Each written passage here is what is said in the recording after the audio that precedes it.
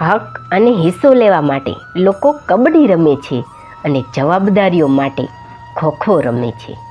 સાવ સાચી વાત ને. અનુભવ જ શીખવાડે છે કે જિંદગી કેમ જીવાય.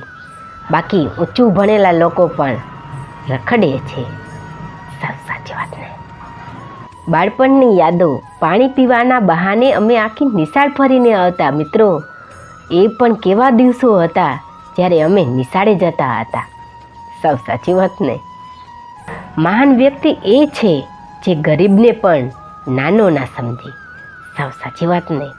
હાથ જોડીને પ્રણામ કરવા એ આપણી સંસ્કૃતિ જ નહીં, પરંતુ એ આપણા સંસ્કારોનો પણ પરિચય કરાવે છે. સાવ સાચી વાત છે ને. મિત્રતા એટલે વાત વગરની વાતો અને નાત વગરનો નાતો. સાચું ને. પોતાના મનનું પુસ્તક એવી વ્યક્તિ પાસે જ ખોલજો જે તેને વાંચ્યા પછી સમજી શકે. સાવ સાચી વાત ને.